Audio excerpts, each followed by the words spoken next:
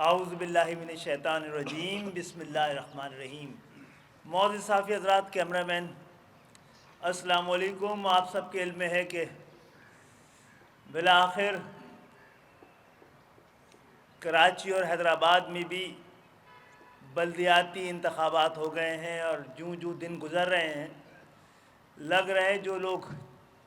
کامیاب نظر آ رہے ہیں وہ شرمندہ بھی نظر آ رہے ہیں، اور تاریخ جنہوں نے شریک ہوئے ہیں ان کو مجرم بھی ٹھہرا سکتی ہے۔ اور وہ یہ ہے کہ انتخابات ایک بڑے اہم آئینی، قانونی، جمہوری اور سیاسی عمل ہے، اور ان کو اپنی تمام شرائط کو مکمل کرنا ہوتا ہے، جس میں لوگوں کو گننے، اس کے بعد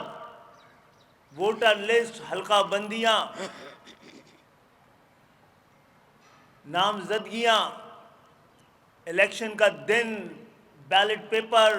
پیپر کو گننا۔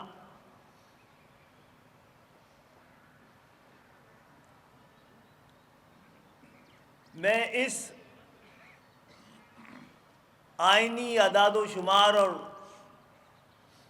قوانین کے نمبرز گنانے کے بجائے اہم بات آپ کے سامنے یہ رکھنی ہے کہ 31 دسمبر 2021 کو سندھ لوکل گورنمنٹ کے ایکٹ 10(1) کے ذریعے، اس کے تحت سندھ حکومت نے سندھ بھر میں حلقہ بندیاں کی۔ اسی 10(1) کے ذریعے، جو کہ 31 دسمبر 2021 کو اس کا اجرا کیا گیا تھا، نافذ کیا گیا تھا، جس کے تحت حلقہ بندیاں ہوئیں، اور 12 جنوری 2023 کو 10(1) سندھ حکومت نے واپس لے لیا، یعنی 13 جنوری 2023 کو کراچی اور حیدرآباد میں اس نوٹیفیکیشن کو واپس لینے کی وجہ کے بعد 13 جنوری 2023 کو کراچی، حیدرآباد میں کوئی یو سی کی حلقہ بندیاں موجود نہیں تھیں، کیونکہ جس قانون کے تحت یہ حلقہ بندیاں ہوئیں اسی قانون کو واپس لے لیا گیا، اسی ایکٹ کو واپس لے لیا گیا۔ تو 15 جنوری 2023 کو جو انتخابات ہوئے ہیں وہ بغیر حلقہ بندیوں کے ہوئے ہیں۔ جب حلقہ بندیاں ہی نہیں تو نامزدگیاں کہاں رہی ہوں گی؟ بیلٹ پیپر کی کیا لیگل حیثیت رہی؟ ووٹ ڈالے گئے ووٹ کیسے شمار ہو سکتے ہیں؟ ہم پہلے بھی کہہ رہے تھے، ہم آئینی، قانونی، اخلاقی، سیاسی، جمہوری طریقے سے الیکشن میں حصہ لینا چاہتے ہیں، اور ایسا الیکشن نہیں ہوگا تو ہم الیکشن میں حصہ نہیں لیں گے، اور ہم الیکشن میں حصہ نہیں لیں گے تو وہ الیکشن کہلائے گا نہیں، وہ الیکشن ہوگا نہیں۔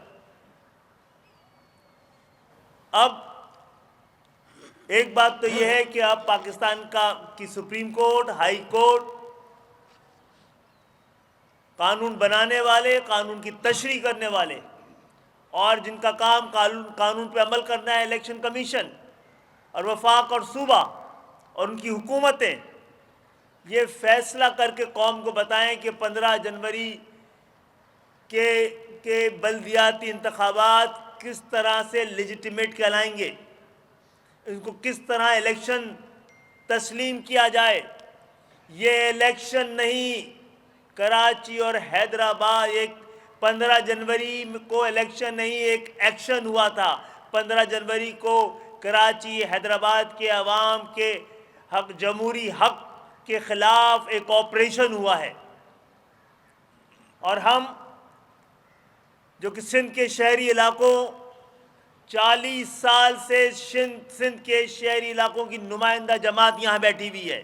ایک متحد اور منظم ایم کیو ایم یہاں بیٹھی ہوئی ہے، جس نے ہر دور میں، اچھے برے دور میں، ایسے دور میں بھی جب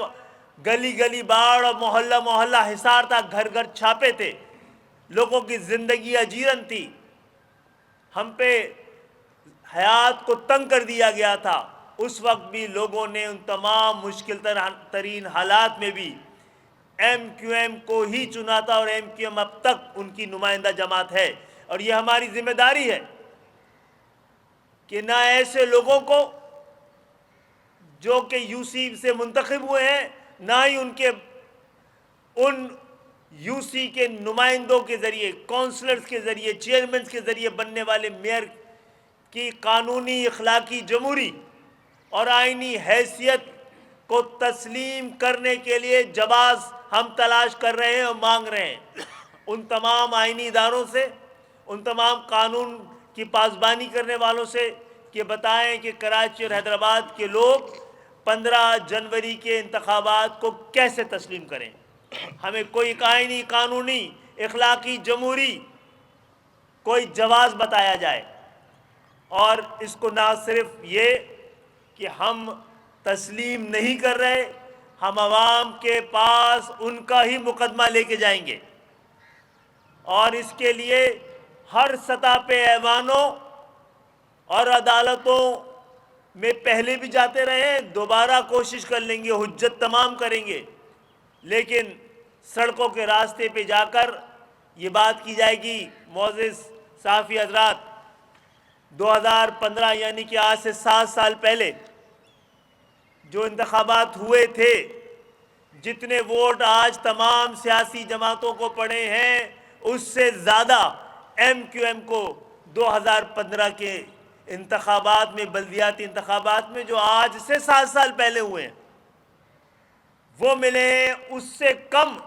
تمام سیاسی جماعتوں کو مل کر جو ووٹ پڑے ہیں، وہ اکیلے ایم کیو ایم کو، وہ بھی 7 سال پہلے 2015 میں۔ تو آپ اس کی سیاسی حیثیت کے بارے میں بھی تو اندازہ کریں، اور جتنے ووٹ پڑے ہوئے اور گنے گئے ہیں، ان میں سے بھی بیچارے مظلوم پولیس والوں کو اضافی کام دیا گیا، انہوں نے اس کو ویلیڈیٹ کرنے کے لیے ٹھپا لگانے میں مجبور کیا گیا۔ اگر ان کو نہ گنا جائے اس ٹھپا زدہ بیلٹ پیپر کو، تو شاید ٹرن آؤٹ 4، 5 اور 6% سے زیادہ نہیں ہوگا۔ مجھے نہیں پتا کہ ایسے انتخابات جو 10% سے کم ٹرن آؤٹ رہا ہو، اور خواتین نے کتنی تعداد میں اور کس پرسنٹ سے ووٹ ڈالا ہے، اس کا کوئی تعین ہی نہیں ہے۔ فارم 11 میں ایسی کوئی چیز لکھی بھی نہیں ہے جس سے پتہ لگے، اور یہ قانون بھی تو موجود ہے پاکستان میں کہ خواتین کی ایک خاص تعداد سے کم کسی بھی حلقے میں اگر ووٹ ڈالے جائیں تو نل اینڈ وائٹ ہوتے ہیں، اور کئی جگہوں پہ ہو چکے ہیں۔ تو انتخابات کے دن کراچی میں کوئی حلقہ بندیاں نہیں تھیں۔ حلقہ بندیوں کے بغیر کون سے الیکشن ہوتے ہیں دنیا بھر میں، اس کے بارے میں بھی ہمیں بتا دیا جائے۔ اب اس حوالے سے انشاءاللہ تعالی کراچی کے عوام کے احتجاج اور ان کے حق کے خاطر ہم نکلے ہیں، ہم عوامی رائے بھی ہموار کریں گے، اور جو لوگ رائے بناتے ہیں ان تک بھی جائیں گے، اور جو کچھ جمہوری حق ہمارا احتجاج کا ہے اس کو ہم استعمال کریں گے۔ فروری کے پہلے ویک میں ہمارا یہ سلسلہ شروع ہوگا۔ اس سے پہلے ہم الیکشن کمیشن کو اور سندھ گورنمنٹ کو دونوں کو موقع دے رہے ہیں۔ 10-1 واپس ہو چکا ہے، یعنی کہ اب الیکشن کمیشن کو اگلے ہفتے سے دوبارہ حلقہ بندیاں شروع کر دینی چاہیے۔ 53 یو سیز کی دھاندلی سندھ حکومت تسلیم کر چکی ہے، چلے غلطی تسلیم کر چکی ہے، اور یہ غلطی صرف سندھ حکومت کی نہیں ہے، الیکشن کمیشن کی بھی ہے، جس کی ذمہ داری ہے شفاف الیکشن کرانا، اس کی ذمہ داری ہے۔ وہ یہ نہیں کہہ سکتی کہ سندھ گورنمنٹ نے کر دیا، تو بھائی آپ کیوں بنے ہوئے؟ آپ کا ادارہ کس لیے بنا ہوا ہے؟ آپ نے اس پر نظر کیوں نہیں رکھی ہے؟ ہمیں آپ کے پاس جانا کیوں پڑا؟ آپ نے خود کوئی ایکشن کیوں نہیں لیا؟ اور یہی معاملہ ہے کہ سپریم کورٹ اور ہائی کورٹ سے التجا یہ ہے کہ ان شہروں کی جانب بھی جہاں پر اصلی اور بڑے پاکستانی رہتے ہیں، وہ لوگ جو سب سے وفادار ہیں، ٹیکس دیتے ہیں، ملک کو چلاتے ہیں، ملک کو پالتے ہیں، ملک کے خاطر جان دیتے ہیں، ان کے حق نمائندگی پر ڈاکہ پڑ رہا تھا، آپ نے سو موٹو کیوں نہیں لیا؟ ان کے خلاف کئی بار آپریشن ہوئے، ان کے نوجوان بیٹے اس شہر کے سڑکوں پہ ماورا عدالت قتل ہوئے ہیں، آپ خاموش رہے ہیں۔ تو ایک اس ہفتے ان شہروں کو اس کا حق دے دیا جائے، تو ہم آپ کے ساتھ پہلے تو جواز بتایا جائے کہ اس الیکشن کو کراچی اور حیدرآباد والے الیکشن کیوں سمجھیں۔ دوسرا یہ آپ نے جو تسلیم کر لیا تھا اپنی غلطی، اس کا تدارک کریں۔ ہم یہ سمجھتے ہیں اور مردم شماری بھی آ رہی ہے، آپ کر دیں، پھر مردم شماری صحیح طرح ہو، پھر آگے چل کے تاکہ اگر یہ الیکشن ثابت ہوتے ہیں کہ نہیں ہوئے تو حلقہ بندیاں پہلے سے مکمل ہوں۔